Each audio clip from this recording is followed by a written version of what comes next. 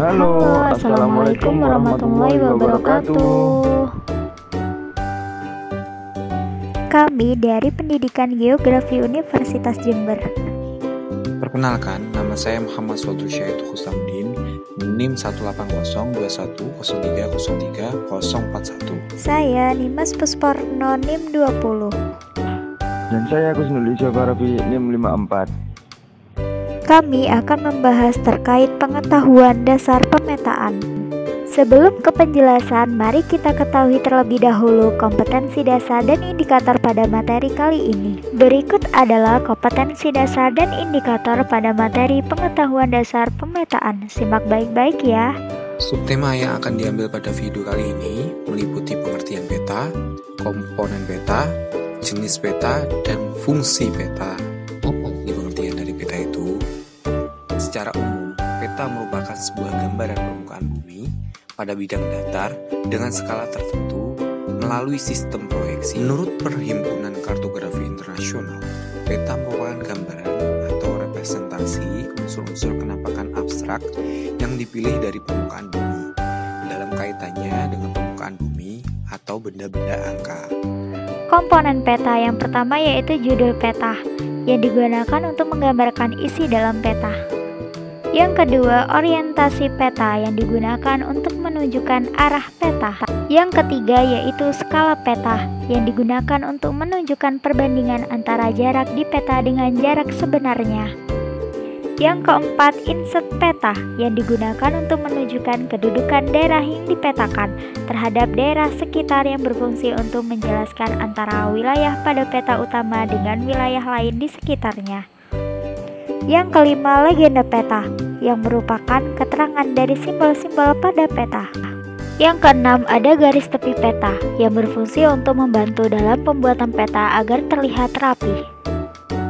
Yang ketujuh, garis astronomis yang digunakan untuk menentukan lokasi suatu tempat yang terdapat pada peta. Yang kedelapan, ada lettering yang digunakan untuk mempertegas arti dari simbol-simbol yang ada di dalam peta. Yang kesembilan, ada simbol peta yang merupakan tanda-tanda konvensional yang digunakan untuk mewakili benda yang sebenarnya. Yang kesepuluh, ada sumber peta yang digunakan untuk mengetahui data yang digunakan dalam pembuatan peta. Dan yang terakhir, ada tahun pembuatan peta yang digunakan untuk mengetahui tahun pembuatan peta. Jenis peta berdasarkan isinya. Yang pertama, peta umum. Peta yang menggambarkan permukaan bumi yang memuat seluruh penampakan yang terdapat di suatu daerah, di mana penampakan fisik atau alam maupun sosial budaya. Peta umum terbagi menjadi dua jenis. Yang pertama, peta topografi. Yang kedua, peta geografi.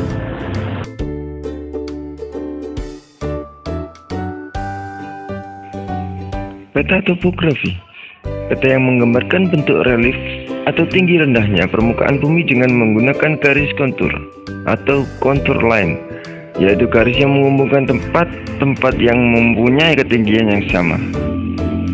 Di bawah ini contoh peta topografi.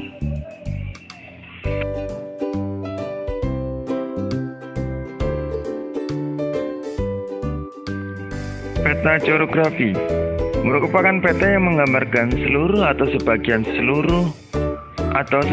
permukaan bumi dengan skala yang lebih kecil antara 1:250.000 sampai 1:1 juta atau lebih.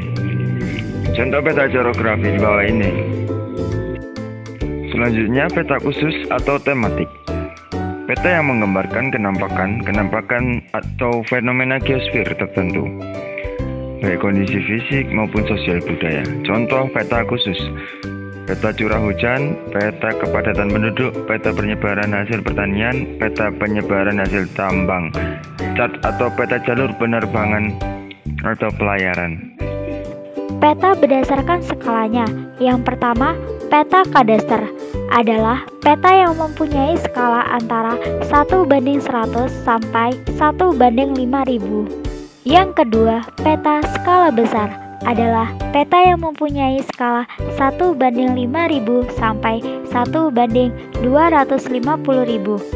Yang ketiga, peta skala sedang adalah peta yang mempunyai skala antara 1:250.000 sampai 1:500.000.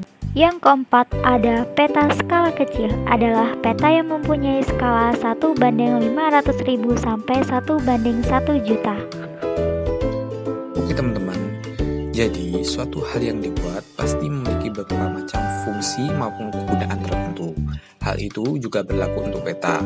Peta sendiri memiliki beberapa macam fungsi, di antaranya menunjukkan posisi atau lokasi suatu tempat di permukaan bumi. Yang kedua, memperlihatkan ukuran dan arah suatu tempat di permukaan bumi. Yang ketiga, menggambarkan bentuk-bentuk di permukaan bumi seperti danau dan sungai.